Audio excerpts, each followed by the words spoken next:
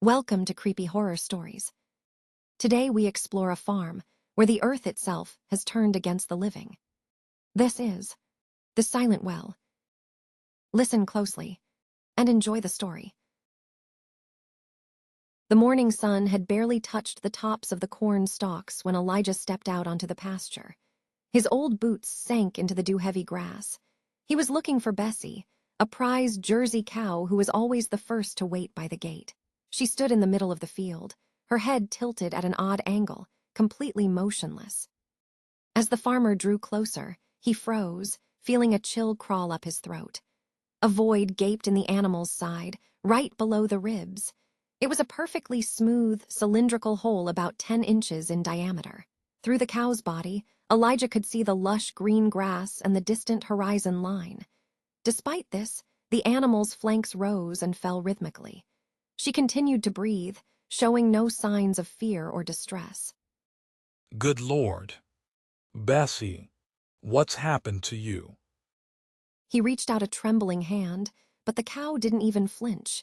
An hour later, around 8 a.m., Dr. Miller arrived at the farm. The vet pulled out his stethoscope, but his hands were visibly shaking. He examined the edges of the hole, which shimmered in the light like polished acrylic. There wasn't a single drop of blood, no torn vessels, and no exposed muscle. Just a clean, dry cut that had turned living flesh into something resembling hard polymer. I've never seen anything like this, Elijah. It's not a wound, it's an absence of matter. She doesn't feel any pain. I'm pricking her with a needle right at the edge of this hole, and there's zero reaction. The tissue feels like cold plastic. The following morning brought a new horror. When Elijah ran out into the yard at 6:30 a.m., he saw that nearly the entire herd had frozen in the same positions as Bessie. 10 cows stood scattered across the field like abandoned garden statues. In some, the holes passed through their rumps, in 2 others, right through the skull. One heifer stared at the farmer with her remaining eye, while the other half of her face was a void through which the sky shone. Despite the catastrophic brain damage, the animals continued to blink and chew invisible cud. An unnatural silence hung over the pasture. Elijah looked up and noticed that not a single bird was crossing his property line. In the air, right in front of his face, dragonflies and small gnats were frozen midair. Their wings didn't move. They just hung in space, as if skewered on invisible glass needles. Nate, don't go near the fence. Get in the house. His 8-year-old son didn't have time to react. The boy was running toward his father through the low grass when he was suddenly thrown back, as if he'd sprinted into a steel post. A straight line appeared on Nate's shoulder, his shirt splitting open to reveal the skin. A small, bloodless notch gaped on the boy's shoulder. A piece of skin and muscle had simply vanished, leaving a perfect, smooth crater. The boy stared at his arm in wonder, but he didn't cry. Dad, I didn't feel anything. It's like there's something there, but it's clear. Like glass, only I can't touch it. Elijah scooped his son up in his arms, feeling the air around them grow thick and dangerous, laced with invisible lines waiting for their next victim. Elijah sent his son into the house, ordering him to lock the doors and stay away from the windows. He grabbed a long wooden pole and began cautiously probing the air in front of him, making his way toward the old, abandoned well at the edge of the pasture. The pole repeatedly struck invisible resistance, leaving deep, perfectly smooth gouges in the wood. Reaching the stone lip of the well, he peered inside. Deep below, instead of water, a pale light pulsed. A giant, translucent flower had bloomed there, its petals resembling thin, constantly twitching silicone. Thousands of glass like threads, thin as spider webs, radiated in every direction from the plant's core. They stretched upward, piercing the well's walls and vanishing into the air above the field. So that's where you're hiding. You aren't just cutting. You're taking root. Watching the threads vibrate in sync with the breathing of the frozen livestock, Elijah felt a wave of nausea. This wasn't a predator's attack. It was something more complex. The glass capillaries, passing through flesh, didn't destroy it. They became part of it, The plant was replacing the animal's nerve endings with its own fibers, intercepting brain signals. Every cow, every frozen butterfly had become part of a single circulatory system. The flower maintained life in these bodies to endlessly pump resources from them, keeping the organisms in a state of eternal, painless, suspended animation. Elijah rushed to his pickup truck, trying to crank the engine. He had to get his family out immediately, but as he pulled onto the road, the truck jolted violently. The tires blew out instantly, and the metal hood was peppered with a web of round holes. Invisible tendrils had blocked the exit, piercing iron and rubber as easily as living tissue. The road to town was closed. Mary, Nate, stay inside. He ran into the kitchen, where his wife, Mary, stood by an open window. A faint dust floated in the air, tiny, shimmering spores drifting from the direction of the well. Mary took a deep breath before he could slam the sash shut. Her gaze turned glassy in an instant. She slowly lowered the spoon of soup she'd been tasting. It has no taste, Elijah. And I'm not afraid anymore. Why are you shouting? It's unnecessary. She spoke in a flat, toneless voice. There was no concern for her injured son, no fear of the unknown. Mary sat in a chair, her body slumped, yet her spine remained unnaturally straight. She had become another node in the network spreading beneath their feet. Night fell, but the darkness brought no peace. The flower in the well began to pulse more intensely, and the movement traveled through the threads to every victim. Across the pasture, the cow carcasses began to vibrate. It wasn't lowing. A monotonous, low hum began to emanate from the perfectly round holes in their bodies. Air passed through the living wounds like flutes, creating a single resonance that made the windows of the house rattle.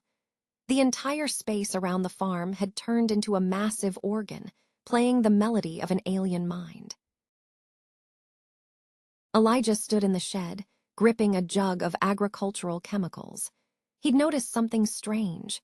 Where a concentrated solution for treating sorghum had spilled onto the dirt, the invisible threads curved away, bypassing the poisoned patch.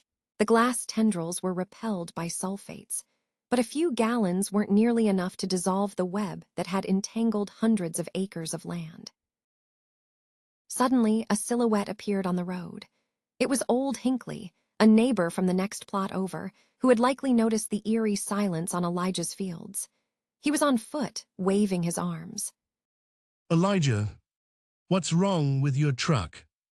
Why are the cows standing there like they're frozen in stone? Hinckley, stop. Don't move. Get back. The old man didn't even have time to take another step. One of the invisible tendrils, stretched taut over the road, flashed through his chest. Hinckley didn't scream. His body jolted, his hat flew off, and he instantly froze in an unnatural pose with one hand still raised. The neighbor's face smoothed out, the wrinkles of fatigue and fear vanishing. He'd simply become another motionless part of the landscape, a living pillar in the middle of the road. Elijah returned to the house. Mary was sitting at the table, staring into the void. When he entered, she turned her head with mechanical precision. Her lips moved, but the voice was deeper, carrying a strange metallic echo. You're resisting for nothing, Elijah. Look at Hinckley. Nothing hurts him anymore. His heart beats in our rhythm. We're bringing order to your chaos. The death of the individual isn't the end. It's a liberation from fear and choice. It's a gift we're offering to every cell in this field. It's not a gift, Mary. It's parasitism. You're just a shell for that flower. Nate, who'd been hiding behind the couch, crawled out and grabbed his father's hand. His eyes were bright with a sudden memory. Dad, do you remember that old tank in the far corner of the walk-up shed? The one Grandpa left behind. It's got a sign that says, "Do not open without masks." There's hydrochloric acid in there, and that heavy-duty herbicide they banned 5 years ago. Elijah remembered. It was a concentrated mix capable of scorching everything living down to the roots. But how could he reach the well through a forest of invisible blades? He looked at the plastic fertilizer bags and rolls of construction film. If the edges of the wounds on the cows felt like plastic, maybe the plant perceived the material as part of itself, or simply couldn't cut through it effectively. He began wrapping his legs and torso in thick layers of polyethylene, securing it all with duct tape. He transformed into an awkward figure in a transparent suit of armor. Grabbing a cart with the canisters, he took his first step outside. A glass thread glided over his shoulder, but instead of piercing his flesh, it merely scraped noisily against the heavy plastic, failing to find a grip. It's gonna work. Nate, lock the door. No matter what happens, don't come out. Elijah moved heavily in his plastic armor, pushing the cart with the tank toward the abandoned well. As soon as he neared the edge of the pasture, the plant's collective mind reacted. The frozen cows, which until now had stood motionless, began to move with mechanical synchronicity. They didn't attack. They simply blocked his path, shifting their massive bodies into a dense, living wall. The animals used their pierced torsos as a physical barrier, positioning the empty cylindrical holes right in front of the cart's wheels. Forgive me, Bessie. Forgive me, all of you.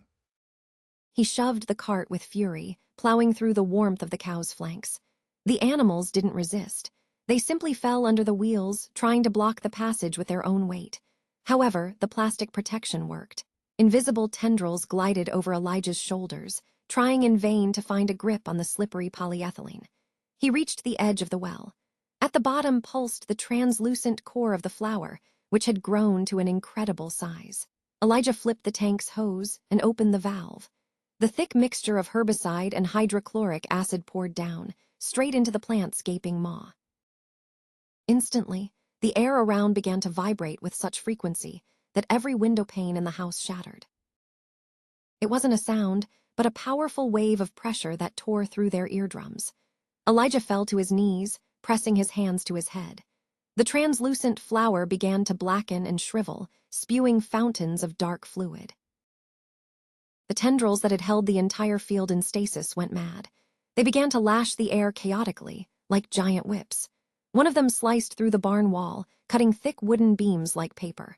Elijah crawled toward the storm cellar where Nate and Mary were already hiding. Above their heads, the roof of the house was being ripped to splinters under the blows of the invisible agony. Mary, Nate, down, fast. In the darkness of the cellar, they heard their home being destroyed. But suddenly, the chaos stopped.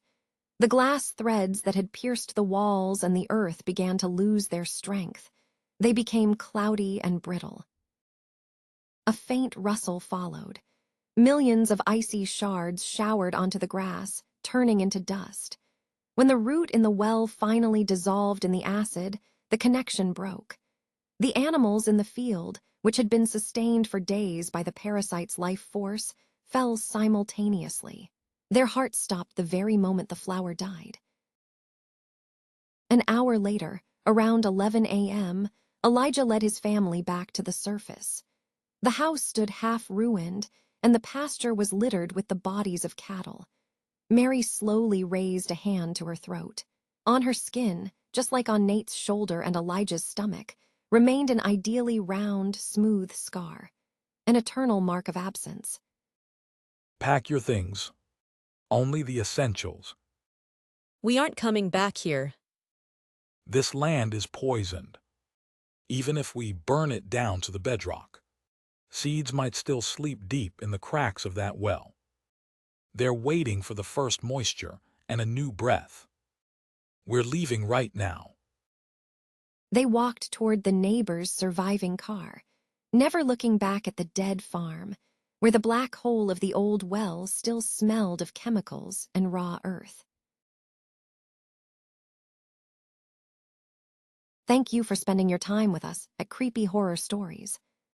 If The Silent Well gave you something to think about, please hit that like button and subscribe for more tales of the unknown. Would you leave your home behind if you saw those scars? Let us know in the comments. Until next time, watch your step in the high grass.